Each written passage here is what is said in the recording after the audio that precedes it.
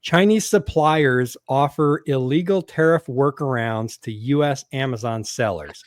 Amid Surprise. soaring Yeah. 145% tariffs on Chinese imports, some Chinese suppliers are urging US-based Amazon sellers to commit customs fraud by under-declaring shipment values or using deliveried duty paid to misrepresent costs. These tactics aim to reduce duty payments, but pose serious legal risks for unsuspecting sellers. Sellers are encouraged to explore alternative sourcing countries instead or verify that partners are compliant with U.S. import laws.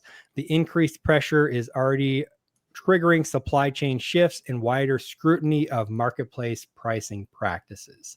So, not a big surprise here. I definitely expected this. I think this is common practice.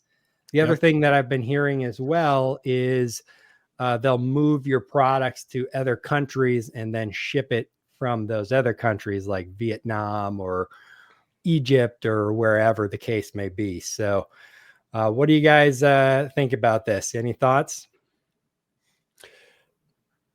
Corey, go ahead.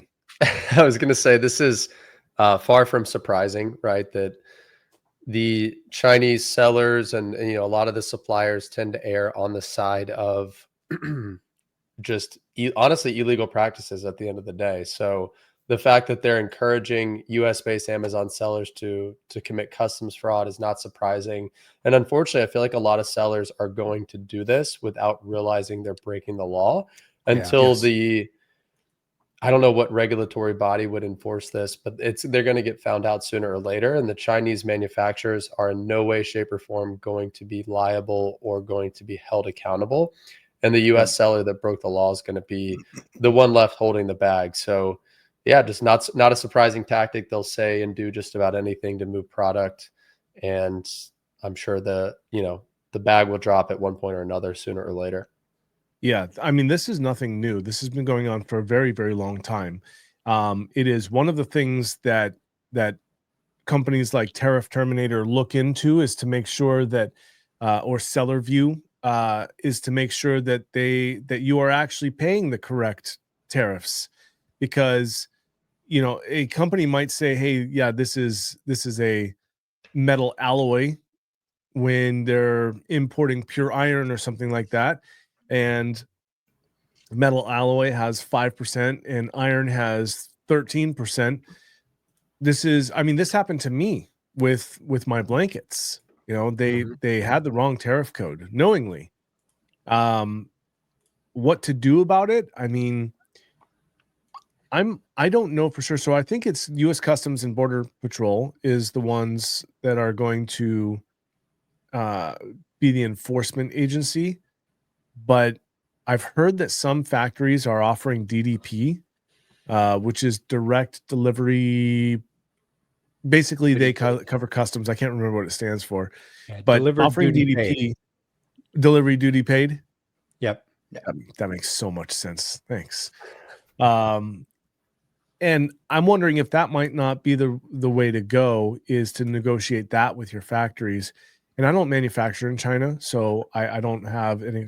My experience at this point is dated, but I always try to go for that. That's what I did on my last shipment, was I negotiated DDP. So, but I just don't know if they do it with duty paid, if that gets you off the hook. Probably not. That would be the question. I feel like you'd still have responsibility on that because you're the importer of record still on that, I believe. That would be my assumption. Yeah. I met with one of my clients yesterday, and she's never done DDP shipping before. And all of a sudden she started doing DDP shipping. And she was telling me, she can't sleep at night right now because she is scared that she is going to get caught and there are going to be repercussions from this. Now, she lives outside of the US. So realistically, there is no recourse for the United States to go after her, aside from the fact that her business would just get shut down essentially, right? And it's like she's been building that business for however long. All of a sudden you get caught with, import fraud, and your business is just gone overnight. So, I mean, there is a significant risk there as well, because they're not going to just let this go on. And there's I heard another interesting point where someone was talking about, oh, we're just going to if you're not using DDP, oh, we're just going to randomly decrease the value of your invoice from the factory and you'll just pay less tariff, because that's also one of the things that's kind of floating around.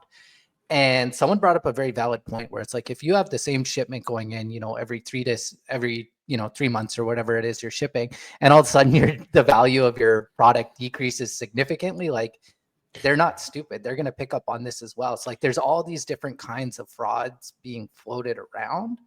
Yeah. And, it's going to be a game of cat and mouse, and who's going to be the one enforcing it and who's going to actually be getting caught is a very interesting that's point, the other one, right? Who's going to be the head on the pike, right? Yes. Mhm. Yes. And And one they're point- going to hit it. They're going to make someone an example.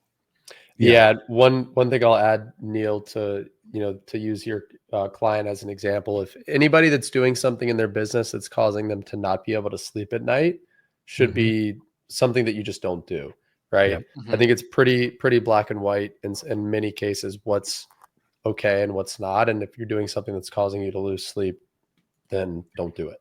It's pretty much what it comes down to. Yeah. Because sleep is not overrated. I Correct. tend to try to lean on the side of, ask forgiveness rather than permission. But when you're dealing with something like this, the repercussions, like Joe Mazan there said, I know people well that enforce it, get caught once, it will haunt you for years on every shipment you get, as well as international travel. And so that's something I don't think I would mess with. Right. Interestingly, I've got some product in Vietnam that's ready to come over.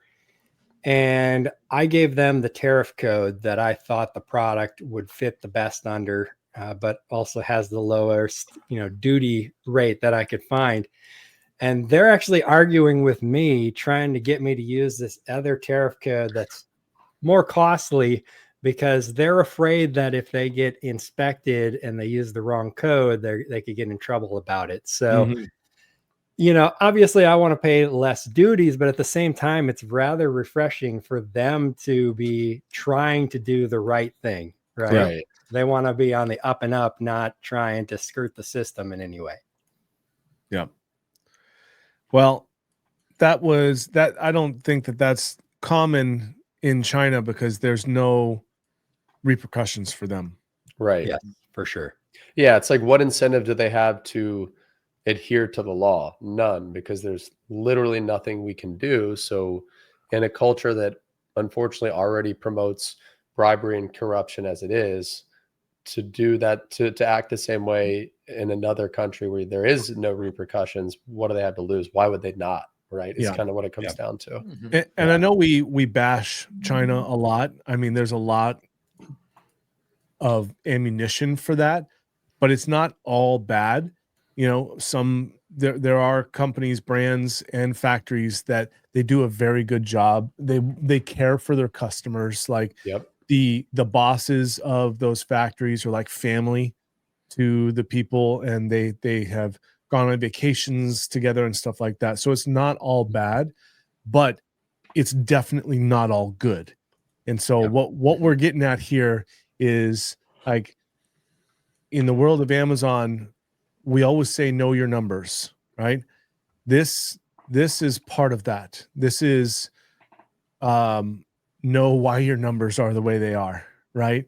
So there's an underlying knowledge that you have to have here, because you are fully responsible for this, and it's extremely expensive to get caught breaking the law, and negligence, as police like to say, is not an excuse.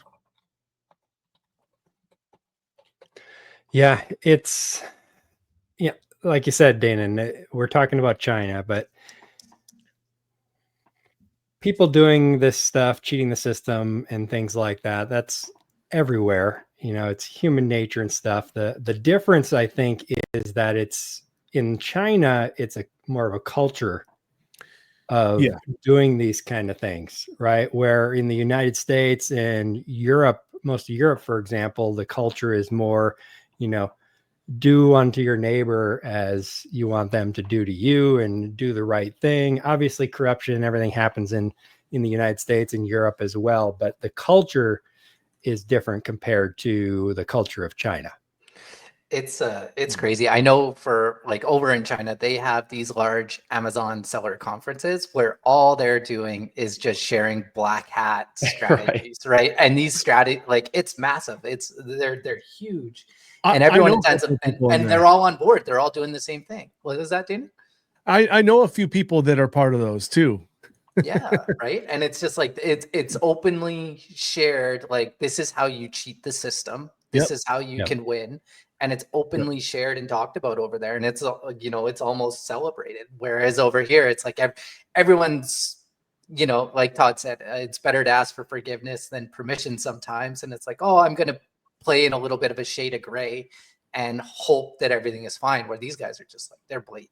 Right. And Yeah. one of the things that I'll really speak to is just like that recent trend on TikTok. I'm not sure if you guys saw it, where all these Chinese manufacturers were coming out and saying, hey, I'm the factory that makes Lululemon. If you want to order leggings from me, contact us direct. We'll sell them to you for $10 instead of the $100.